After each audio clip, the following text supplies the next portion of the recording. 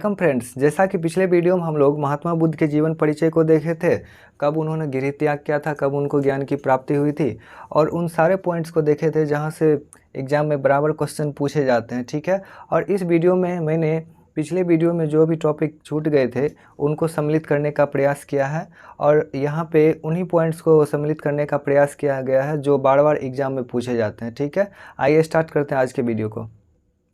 सबसे पहले हम लोग देख लेते हैं बौद्ध संगीति। बौद्ध संगीति के बारे में बार बार एग्जाम में पूछे जाते हैं। तो प्रथम बौद्ध संगीति जो हुई थी, कब हुई थी? तो 483 बीसी में हुई थी। और स्थल कहाँ था जहाँ पे प्रथम बौद्ध संगीति हुई थी? तो राजगृह में हुई थी। ठीक है। और इसके अध्यक्ष कौन थे? तो महाकश्यप थे। और किसके शासनकाल में हुई थी प्रथम बौद्ध संगीति? तो अजातशत्रु के शासनकाल में हुई थी। और इस संगीति का परिणाम क्या हुआ था? इसमें विनय पिटक एवं सूत पिटक का संकलन किया गया था, जो बौद्धों का एक बहुत ही महत्वपूर्ण ग्रंथ है। ठीक है, नेक्स्ट देखते हैं हम लोग द्वितीय बौद्ध संगीति कब हुई थी? तो द्वितीय बौद्ध संगीति हुई थी 383 बीसी में। ठीक है। और कौन से स्थल पर हुई थी? तो वैशाली में हुई थी। और द्वितीय बौद्ध संगीति के अध्यक्ष कौन थे? तो सवाकामी थे। और किसके शासनकाल में हुई थी? तो कालाशोक के शासनकाल में। और इस बौद्ध संगीति का, द्वितीय बौद्ध संगीति का परिणाम या कार्य क्या हुआ था? तो बौद्ध धर्म महासांघिक एवं थेरवाद में विभाजित हो गया था। ठीक है, चलिए नेक्स्ट पॉइंट देखते हैं। तृतीय बौद्ध संगीति। तृतीय बौद्ध संगीति दोस्तों कब हुई थी? तो 255 बीसी में हुई थी। दोस्तों यहाँ पे आप लोग एक बार ध्यान देंगे, यहाँ पे कहीं कहीं पुस्तक में 251 बीसी भी रहता है, तो आप लोग ऑप्शन के हिसाब से उस क्वेश्चन का आंसर करेंगे। ठीक है, तो देखिए तृतीय बौद्ध संगीति कब हुई थी? तो 255 बीसी में हुई थी। और कहाँ पे हुई थी? तो पाटलिपुत्र में हुई थी। और इसके अध्यक्ष कौन थे? तो मोगलीपुत्र तीस्त। ठीक है। और किसके शासनकाल में तृतीय बौद्ध संगीति हुई थी? तो अशोक के शासनकाल में। और इस बौद्ध संगीति का परिणाम क्या हुआ था? तो अभिधम पिटक का संकलन हुआ था। ठीक है, जो बौद्धों का एक बहुत ही महत्वपूर्ण ग्रंथ है। चलिए नेक्स्ट पॉइंट देखते हैं।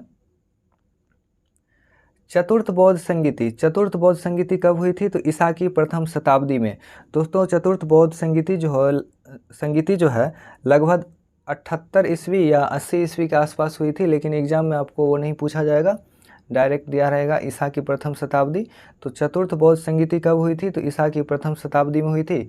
और कहाँ हुई थी? तो कुंडल वन में। ठीक है। और इसके अध्यक्ष कौन थे? तो वसुमित्र थे। और यहाँ से आप लोग एक चीज़ याद रखेंगे, चतुर्थ बौद्ध संगीति में उपाध्यक्ष भी थे। तो उपाध्यक्ष कौन थे? तो अश्वघोष जो थे उपाध्यक्ष थे और वसुमित्र अध्यक्ष थे। ठीक है। और चतुर्थ बौद्ध संगीति किसके शासनकाल में हुई थी? तो कनिष्क के शासनकाल में। ठीक है। और इस बौद्ध संगीति का परिणाम क्या हुआ था? तो बौद्ध धर्म महायान एवं हीनयान में विभाजित हो गया था। ठीक है, चलिए एक बार मैं बैक कर देता हूँ, आप लोग चाहे तो इसका स्क्रीनशॉट ले सकते हैं। चलिए नेक्स्ट पॉइंट देखते हैं हम लोग। दोस्तों मैंने यहाँ पे उन पॉइंट्स को सम्मिलित करने का प्रयास किया है जहाँ से बार बार एग्जाम में क्वेश्चन पूछे गए हैं। ठीक है, तो देखिए क्या है नेक्स्ट पॉइंट, बौद्ध साहित्य। तो प्राचीन ग्रंथ त्रिपिटक जो है ये बौद्धों का बहुत ही महत्वपूर्ण ग्रंथ है। ठीक है। और इसमें कौन कौन से ग्रंथ आते हैं? तो विनय पिटक, और इसकी रचना किसने की थी? तो उपाली ने की। और सूत पिटक की रचना किसने की? तो आनंद ने की। आनंद कौन थे? तो महात्मा बुद्ध के बहुत ही प्रिय शिष्य थे। महात्मा बुद्ध जब उपदेश और प्रवचन देते थे तो वो आनंद को ही संबोधित करके दिया करते थे। ठीक है। और तीसरा कौन सा है? अभिधम पिटक। अभिधम पिटक के संकलन किसने किया था? तो मोगलीपुत्र तीस्त ने। ठीक है, नेक्स्ट पॉइंट देखते हैं। अगला ग्रंथ है अंगुत्तर निकाय। यह भी एक बौद्धों का बहुत ही महत्वपूर्ण ग्रंथ है। और अंगुत्तर निकाय से ही महाजनपद जो थे 16, उसके बारे में जानकारी अंगुत्तर निकाय से ही मिलती है। ये क्वेश्चन बार बार एग्जाम में पूछा गया है। जो 16 महाजनपदों की जानकारी हम लोगों को कहाँ से मिलती है? तो अंगुत्तर निकाय से, जो बौद्धों का एक ग्रंथ है। चलिए नेक्स्ट पॉइंट देखते हैं। बौद्ध धर्म के विकास में सहायक शासक। तो दोस्तों बौद्ध धर्म के विकास में सहायक शासक कौन कौन थे? तो अजातशत्रु थे, कालाशोक थे, अशोक थे, पाल वंश के शासक थे, कनिष्क थे और व्यापारी अनाथपिंडक। ये जो व्यापारी थे अनाथपिंडक, इन्होंने बौद्ध धर्म के प्रचार प्रसार के लिए बहुत ही धन संपदा दिया था। ठीक है, चलिए नेक्स्ट पॉइंट देखते हैं हम लोग।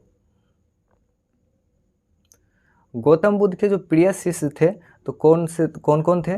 तो शासक वर्ग में जो थे बिंबिसार थे, प्रसेनजित थे, अजातशत्रु थे, उदयन थे, क्षेमा थे और मल्लिका। ठीक है, क्षेमा कौन थी? तो बिंबिसार की पत्नी थी। और मल्लिका कौन थी? तो प्रसेनजित की पत्नी थी। प्रसेनजित कौन थे? तो जहाँ पे महात्मा बुद्ध ने सर्वाधिक प्रवचन दिया था तो वो कौन सा स्थान था? यही प्रसेनजित जहाँ के शासक थे कौशल के, उसकी राजधानी थी अवंती। तो वहाँ पे महात्मा बुद्ध ने अपने जीवन का सर्वाधिक प्रवचन जो था वहीं पे दिया था, श्रावस्ती में। ठीक है, सॉरी वहाँ मैंने अवंती बोल दिया था, श्रावस्ती थी राजधानी कौशल की। ठीक है, चलिए नेक्स्ट पॉइंट देखते हैं।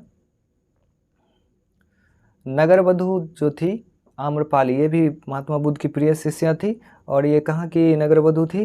तो वैशाली की। ठीक है, बार बार ये भी एग्जाम में क्वेश्चन पूछा गया है। नेक्स्ट है चिकित्सक। चिकित्सक कौन थे प्रिय शिष्य में? तो जीवक। ठीक है, और सहायक कौन थे? आनंद, जिसके बारे में अभी मैंने बताया था, जो गौतम बुद्ध सभी उपदेश प्रवचन जो देते थे आनंद को ही संबोधित करके दिया करते थे। चलिए नेक्स्ट पॉइंट देखते हैं। प्रिय शिष्य में और कौन थे? तो कर्मकार जो थे चंद लोहार। और चंद लोहार के बारे में कहा जाता है कि महात्मा बुद्ध को इन्होंने सुअर का मांस खिलाया था, जिसके बाद उनकी तबीयत खराब हो गई थी और उसके बाद वे निर्वाण को प्राप्त हो गए थे। नेक्स्ट कौन है? तो डाकू उंगलीमाल, ये भी महात्मा बुद्ध के प्रिय शिष्य बन गए थे। चलिए नेक्स्ट पॉइंट हम लोग देखते हैं। दोस्तों मैंने यहाँ पे उन्हीं पॉइंट्स को सम्मिलित किया है जो बार बार एग्जाम में पूछे जाते हैं। ठीक है, तो नेक्स्ट पॉइंट है अंतिम उपदेश। तो महात्मा बुद्ध ने अंतिम उपदेश किसको दिया था? तो सुबुद्ध को दिया था। ठीक है, चलिए नेक्स्ट पॉइंट है पुष्यमित्र शुंग। पुष्यमित्र शुंग को बौद्धों का उत्पीड़क कहा जाता है। ये क्वेश्चन बार बार एग्जाम में पूछा गया है, जो बौद्धों का उत्पीड़क किसे कहा जाता है? तो पुष्यमित्र शुंग को। इन्होंने बहुत सारे बौद्ध भिक्षुओं का कत्ल करवा दिया था। ठीक है, नेक्स्ट क्या है? शशांक गौड़ प्रदेश का शासक था और इन्होंने क्या किया था? मूल बोधि वृक्ष जो था जहाँ पे महात्मा बुद्ध को ज्ञान की प्राप्ति हुई थी उसको कटवा दिया था। ठीक है, नेक्स्ट पॉइंट देखते हैं। बुद्ध के उपदेश की भाषा क्या थी? तो पाली थी, पाली थी। ठीक है, और पाली जो है उस समय जनसाधारण की भाषा थी, इसी कारण बौद्ध धर्म का उस समय बहुत ही ज़्यादा प्रचार प्रसार हुआ था। ठीक है, नेक्स्ट पॉइंट देखते हैं। बुद्ध के अवशेष को 8 भाग में बांटा गया था। दोस्तों कहीं कहीं एग्जाम में क्वेश्चन पूछा जाता है, जो बुद्ध की मृत्यु के बाद उनके अवशेष को कितने भागों में बांटा गया था? तो 8 भागों में बांटा गया था। चलिए नेक्स्ट पॉइंट देखते हैं हम लोग।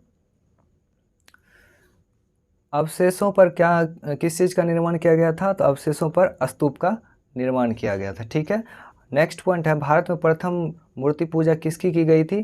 तो वो गौतम बुद्ध ही थे। और नेक्स्ट पॉइंट है महायान शाखा के अंतर्गत बुद्ध की पहली मूर्ति बनी थी। ये क्वेश्चन भी बार बार एग्जाम में पूछा गया है। ठीक है, नेक्स्ट पॉइंट देखते हैं। बौद्ध धर्म आत्मा को नहीं मानता है। ठीक है, क्वेश्चन पूछा जाता है कभी कभी, जो बौद्ध धर्म आत्मा को मानता है या नहीं? तो बौद्ध धर्म आत्मा को नहीं मानता है। चलिए नेक्स्ट पॉइंट देखते हैं। बौद्ध धर्म बुद्ध का मैत्रेय एवं एक अनाम बुद्ध का अवतरण बाकी है। ठीक है, एग्जाम में पूछा जाता है जो बुद्ध का एक कौन सा अवतरण बाकी है? तो वो मैत्रेय है और एक अनाम बुद्ध का अवतरण बाकी है। ठीक है, नेक्स्ट पॉइंट है जातक ग्रंथ में बुद्ध के पूर्व जन्म की कहानी है। ठीक है, एग्जाम में पूछा जाता है जो बुद्ध के पूर्व जन्म की कहानी की जानकारी हमें कहाँ से मिलती है? तो जातक ग्रंथ से मिलती है। ठीक है, नेक्स्ट पॉइंट देखते हैं। बौद्ध धर्म का जो सिद्धांत है, गौतम बुद्ध 4 आर्य सत्य की बात की है। ठीक है, तो वो कौन कौन से हैं? एक है दुख, दूसरा है दुख समुदाय, तीसरा है दुख निरोध, चौथा है दुख निरोध गामिनी प्रतिपदा। इसका थोड़ा सा आप लोग अर्थ जान लीजिए। दुख, गौतम बुद्ध के दुख कहने का अर्थ है जो संसार में दुख ही दुख है। दूसरा है दुख समुदाय, संसार में दुख का कारण भी है। तीसरा है दुख निरोध, कारण का दुख का निवारण भी है। और चौथा है दुख निरोध गामिनी प्रतिपदा, अर्थात दुख के निवारण का मार्ग भी है। ठीक है, यही गौतम बुद्ध का 4 आर्य सत्य कहा जाता है इसको। ठीक है, चलिए नेक्स्ट पॉइंट देखते हैं। गौतम बुद्ध जो है सांसारिक मुक्ति से प्राप्ति के लिए अष्टांगिक मार्ग का स्थापना किए थे। और वो कौन कौन से अष्टांगिक मार्ग थे उसको हम लोग देख लेते हैं। थोड़ा हम लोग यहाँ देख लेते हैं, एक टर्म है मध्यम प्रतिपदा। गौतम बुद्ध जो है या बौद्ध धर्म जो है मध्यम प्रतिपदा की बात करते हैं, अर्थात वो बैलेंस रूप में रह करके हर कुछ कार्य करने का बात करते हैं। जैसे आप लोग जैन धर्म पढ़े होंगे तो वहाँ एक शब्द आता है संलेखना, ठीक है। इसका अर्थ होता है जो कोई भी व्यक्ति जो जैन धर्म को मानता है, उन्होंने एक यदि संकल्प ले लिया कि मुझे संलेखना विधि से प्राण त्याग करना है, तो उसको अब प्राण त्याग करना ही होगा। और जैसे जैन धर्म में होता है शाम के बाद वे अन्न ग्रहण नहीं करते हैं, तो चाहे उसकी मृत्यु भी हो जाए वे अन्न ग्रहण नहीं करेंगे। लेकिन बौद्ध धर्म में ऐसी बात नहीं थी, ठीक है। तो हम लोग देखते हैं अष्टांगिक मार्ग में कौन कौन से मार्ग की बात करते हैं गौतम बुद्ध।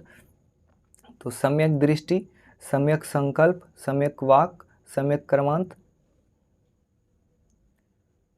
सम्यक आजीव, सम्यक व्यायाम, सम्यक स्मृति और सम्यक समाधि, ठीक है। इसका यदि डिटेल में जाएंगे हम लोग तो वीडियो लंबा हो जाएगा, एग्जाम में बस पॉइंट ही पूछे जाते हैं। चलिए नेक्स्ट पॉइंट देखते हैं हम लोग। गौतम बुद्ध कहते हैं यदि कोई व्यक्ति अष्टांगिक मार्ग का पालन करते हैं तो वे निर्वाण या मोक्ष को प्राप्त कर सकते हैं। निर्वाण या मोक्ष को प्राप्त करना क्या कहा जाता है, तो जीवन मरण के चक्र से मुक्ति, ठीक है।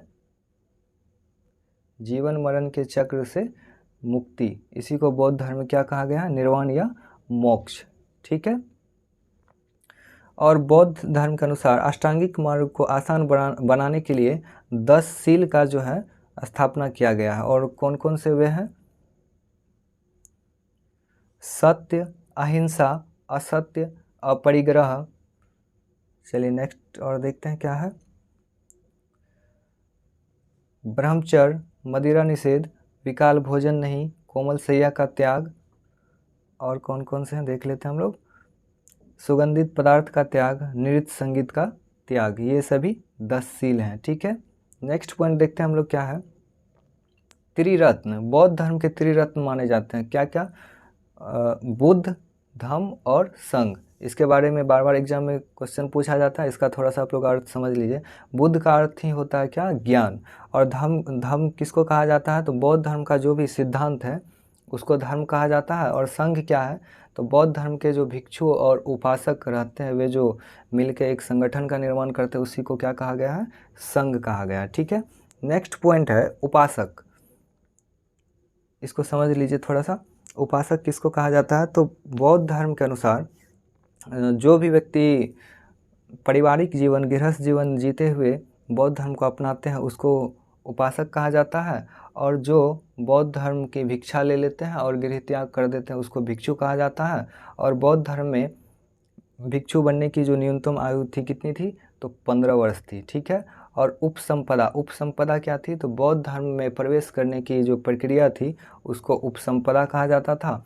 और विहार या मठ जो था क्या था, तो विहार या मठ था क्या, जहाँ पे बौद्ध अनुयायी जो थे, भिक्षु जो थे वो रहते थे, ज्ञान अर्पण करते थे, उसको विहार या मठ कहा जाता था, ठीक है।